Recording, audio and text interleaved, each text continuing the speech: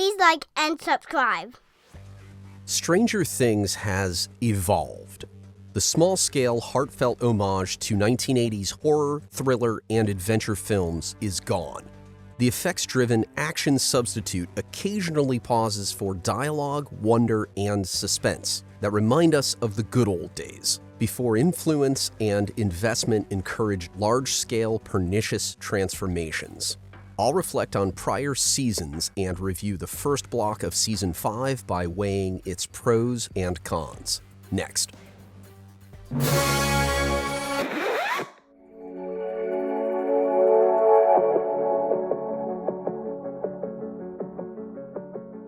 Welcome to Galactic Initiative. I'm your host, Jeff. The premiere of Stranger Things prompted a cacophony of reactions that I'm still organizing and evaluating in my mind. Like you, I've enjoyed Stranger Things for nearly a decade, and I've been restlessly awaiting its conclusion for 3 years. Its final season is fully funded and action-packed, which will satiate many, if not most, viewers. If I watched it from the glow of my smartphone, the display might please me. But excitement has replaced tension. Clichés have replaced characters. The show's deft solicitations of audience engagement have declined from season to season. I relished the early D&D references that incentivized normies to research the Monster Manual and Player's Handbook. I appreciated Jonathan's mixtapes that returned punk and new wave to the public consciousness. These thoughtful elements not only elevated participation but hinted at future occurrences in the story.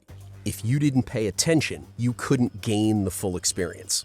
In short, Stranger Things episodes were active, not passive events until Season 3, when I noticed changes to the narrative approach. I cherished the series. Credit to the Duffer Brothers and Sean Levy for producing one of the all-time bests. I trust, no matter where it takes us, Season 5 won't destroy Stranger Things' legacy with a Game of Thrones finale. Before I tackle Season 5, allow me to share my perspectives from past to present. Seasons 1 and 2 were supernatural thrillers that generated anxiety and fear, with suspense, plot twists, and life-or-death stakes. We came to know and love the main characters. The creators took ample time to elaborate their personalities and build viewers' devotion through circumstance, dialogue, and exposition. Their friends and families became our friends and families. The investigation, Christmas lights, booby-trapped house, classroom confrontation, cabin hideout, bus barricade, lab assault, tunnel distraction, gate closure, etc. None of the scenarios would have been compelling without effective character development and world building. The supporting characters like Billy, Dr. Brenner, Bob, Mr. Clark, Erica, Murray, and Dr. Owens were excellent in their supporting roles. Adults disbelieved and fretted while children schemed and adventured. The monsters were scarce, mysterious, frightening, and tangible. They combined practical and digital effects, but they were designed with physical models, and they were present in costume or facsimile during shooting. A plethora of 80s inspirations were evident. Alien, Altered States, A Nightmare on Elm Street, Carrie, Close Encounters of the Third Kind, E.T., Firestarter, Ghostbusters, Goonies, It, Poltergeist, Stand By Me, Star Wars. The list was impressive, and the nods were skillful. Themes of friendship, inclusion, good versus evil, maturation, and sacrifice conveyed edifying messages just like the 80s classics. Season 3 favored action comedy with Cold War mise-en-scène. Its catalysts included Back to the Future, Invasion USA, Red Dawn, The Breakfast Club, and The Terminator. The humor was efficacious, but it cost earnestness. A bigger budget resulted in bigger sets like the Starcourt Mall, and bigger props like the Key, a Soviet ray gun, and bigger exhibitions like the decomposing Mind Flayer Proxy. The main and supporting characters remained strong and mostly true in comparison to their previous appearances. Billy carried a major portion of the story. Laurels to Dacre Montgomery for his outstanding performance. The fluctuations in Hopper's disposition that began during Season 2 continued for convenience's sake. Robin was introduced as a main character, while Erica and Murray advanced from supporting to leading roles. Was bigger better? Well, for the first time, the script struggled to service all its persona. Uncanny effects materialized. The stakes didn't match the scope, and credibility suffered. The problem-solving to address the menace from the Upside Down was unbelievable due to an over-reliance on coincidence and inexplicable decisions. Evil refreshed to jeopardize the expanding ranks of heroes, but the plot was less cerebral and profound. 3 of the numerous examples. When Colonel Ozeroff didn't assign a guard for Robin and Steve, so Dustin and Erica could rescue them. When Murray left Dr. Alexei to buy corn dogs, so Grigori could kill the scientist without interference. When Mrs. Driscoll was quartered in an unattended hospital wing, so the creature could attack Nancy. The paranormal became normal, and the suspension of disbelief became impossible. Regardless of its shortcomings, I liked Season 3. The Mall, Soviet Subterfuge, Scoops Ahoy, The Fun Fair, Mayor Klein, 11 and Mike's teenage drama, the meat puppets, Billy's corruption. Season 3 was extravagant, but it was fun. It contains a handful of the finest monologues and dialogues in the entire series. The hospital scene, minus the dodgy CGI, was pure 80s horror. That said, the terms character-driven, well-written, and tightly paced no longer applied to Stranger Things. The juxtaposition of suburban Hawkins and the Upside Down that created stress and surprise was neglected. The threat of supernatural onslaught was superseded by the threat of half-baked subplots. Season 4 combined 3 genres: body horror, escape, and espionage. It comprised more pop culture references, and its impetuses were commendable. However, it required us to accept that somehow it was Vecna all along. I prefer Vecna to the Mind Flayer, and his backstory sorta aligned with the preceding 26 episodes.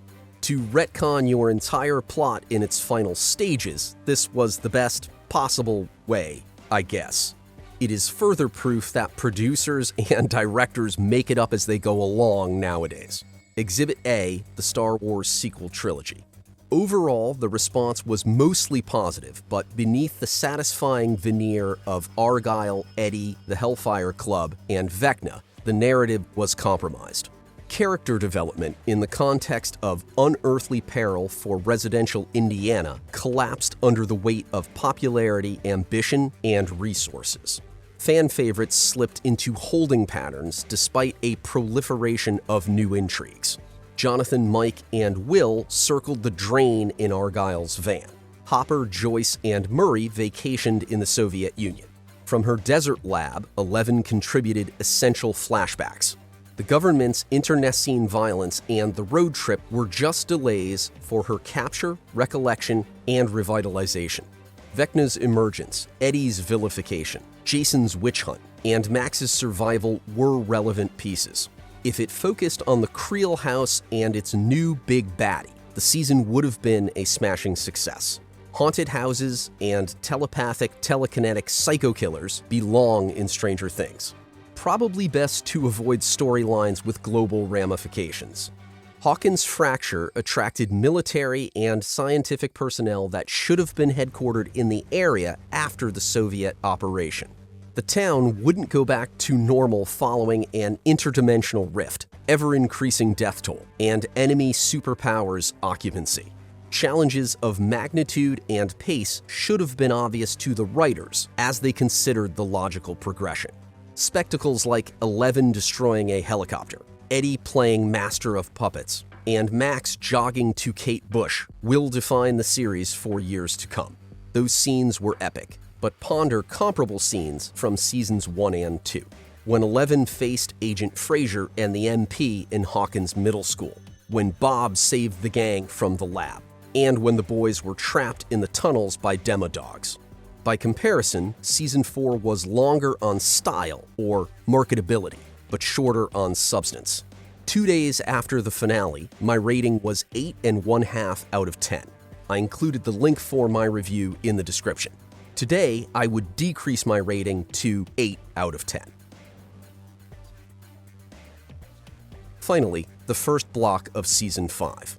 As I said during my introduction, I will weigh the pros against the cons. All subsequent ramblings are meant to clarify the T-chart in my mind. First the good, then the bad. Will and other main characters who were stalled in Season 4 have been reinvigorated through purpose. We can debate the significance of their new missions, but something is better than nothing. Will unlocked a new level of importance and a suitable haircut. Jonathan awoke from his multi-season slumber. Mike resumed a critical planning and coaching function within the group. Lucas demonstrated protectiveness and compassion. The subplots are coordinated. Again, we can debate the importance of each, but in light of Season 4, let's savor the renaissance of intention and agency. The goals and conflicts are reminiscent of earlier seasons. I trust the heroes will unite for the climax, whereas last season, I wasn't confident of the outcome. For the established characters, I anticipate more critical injuries, but I foresee only one devastating fatality. Notwithstanding the countless predictions of doom, I don't envision a high mortality rate among the friends and families. I hope to be proven wrong. Sagas should entail sacrifice and loss. For its tribute to 80s excess, the acting is superlative. Stranger Things isn't high art. The creators have embraced a healthy degree of camp from the beginning, and it is, in my estimation, a quality that recommends the show. Most 80s films featured overacting, embellishing, and sensationalizing. Stranger Things has mastered all three, and it wouldn't be a convincing 80s clone without them. Credit to the cast members, directors, and casting director. Whether or not they realize the scripts are love letters to a bygone era, the actors furnish historically accurate performances season after season. I won't nominate the lot for Emmy Awards, but I will compliment them for their portrayals of heroes in an 80s reproduction. WSQK The Squawk is a brilliant addition. To me, it epitomizes the evolution of Stranger Things' 80s milieu. Nerds would gravitate toward broadcasting after playing with walkie-talkies and shortwave radios. I wanted more activity around the station from the AV Club alumni, perhaps in the future. An explanation of the station's existence and the family's associations with it would have been nice. Jonathan should have a late-night alt-rock block. Kali reappeared. Season 2's The Lost Sister yielded loose ends. For the least popular episode in series history, I valued the unexpected effort to achieve a payoff. I'm curious about Kali's fate. Will she leave Hawkins or participate in the final battle? Her reveal was a cliffhanger for the second half, so I assume she'll fight for the cause. Mr. Clark. I missed him in Season 4. Since Max and the boys left middle school, I didn't have expectations for Season 5. But seeing Erica in the front row of Mr. Clark's class brought warm feelings.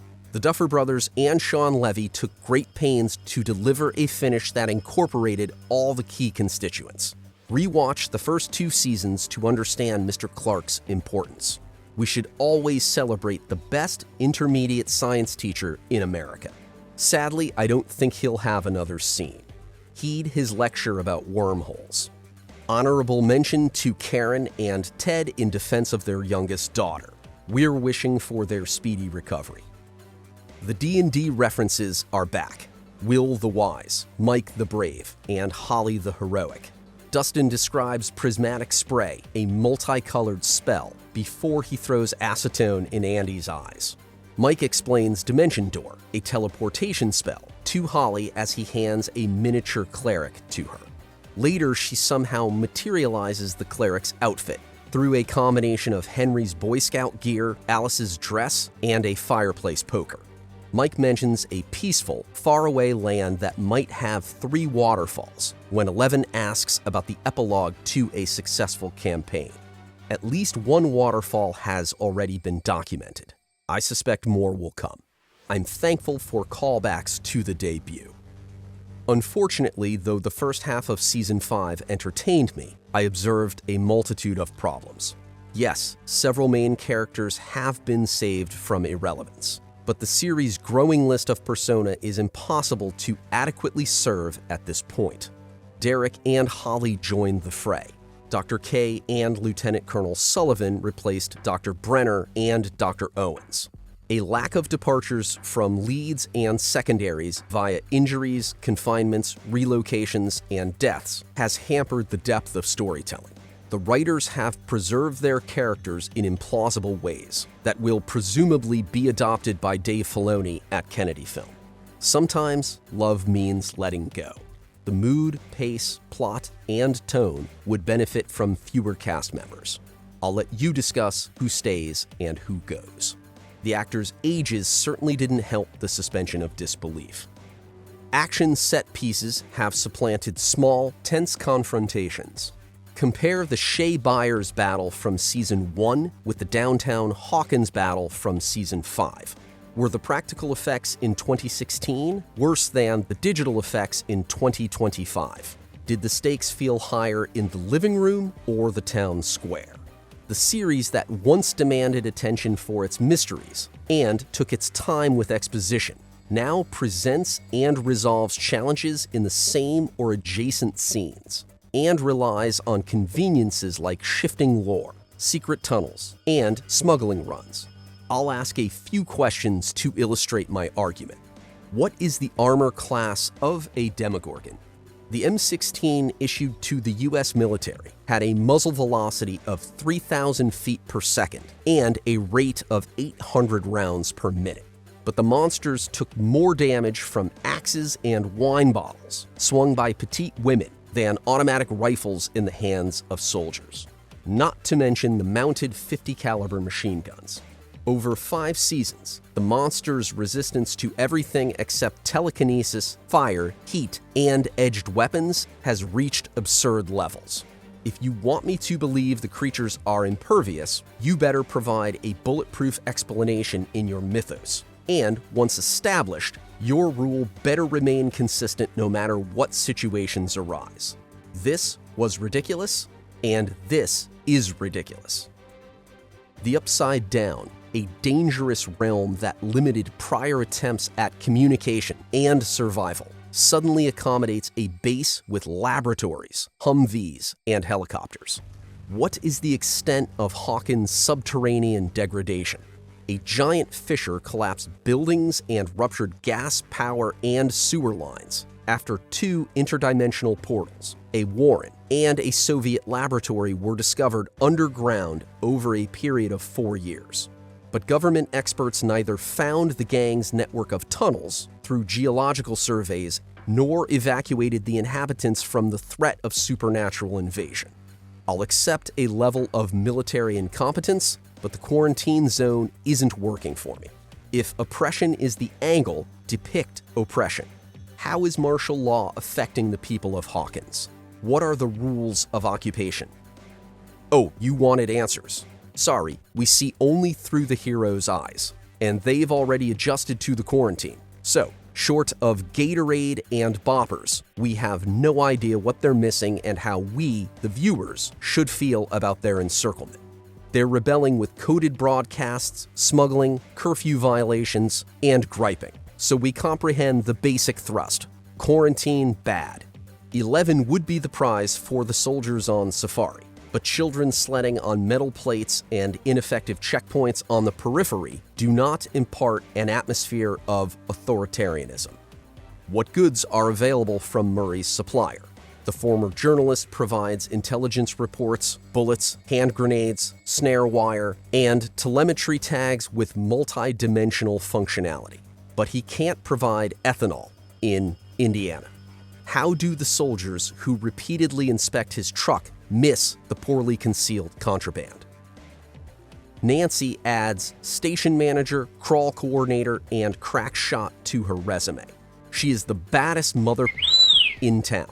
The shotgun shells? For Nancy. The briefing? By Nancy. The love triangle? About Nancy. Joyce and Karen fight demogorgons, and the power of motherhood saves them. Robin manages the radio station. She's a smooth DJ and motivational speaker until the script decides she's an awkward, verbose annoyance. Sorry, it must be my tone. My mother says I sound perpetually insincere. Her love interest holds no interest. Dr. General K commands all the scientists and troops, but 11 flies now. They fly now! Kali facilitates the government's experiments in the Upside Down. Erica carries out the pie trick. Holly the heroic shows courage by leaving Tiffany, chocolate cake, and TV in the Creel house for an adventure through, according to her guardian, woods full of monsters, a decision that might save her life. Why did Vecna supply Holly with her favorite music when Max's favorite music allowed her consciousness to resist him? Odd. Speaking of, Max's consciousness rescues Holly's consciousness. The guys, well, Dustin and Steve argue. Mike and Will plan the turnboat trap. Dustin gets bullied by basketball players and tests everyone's patience. Will struggles with proximity to the Upside Down before he levels up. Lucas protects Dustin at school and sits patiently with Max in the hospital. 11 and Hopper save each other multiple times. My point, all the characters have missions, but Season 1's Dungeon Party is a distant, fading memory. I appreciate new characters, yet the essence of this tale was a friendship between 4 boys and 1 unusual girl. What is the essence of this tale now? In conclusion, the first block of Season 5 is exciting and badly written. Stranger Things could recapture its magic before it ends, but the odds are against it. What are your thoughts? Leave a comment. If you enjoyed the video, please like and subscribe. Check out Galactic Initiative for all things Star Wars and a growing list of other IP, like Stranger Things.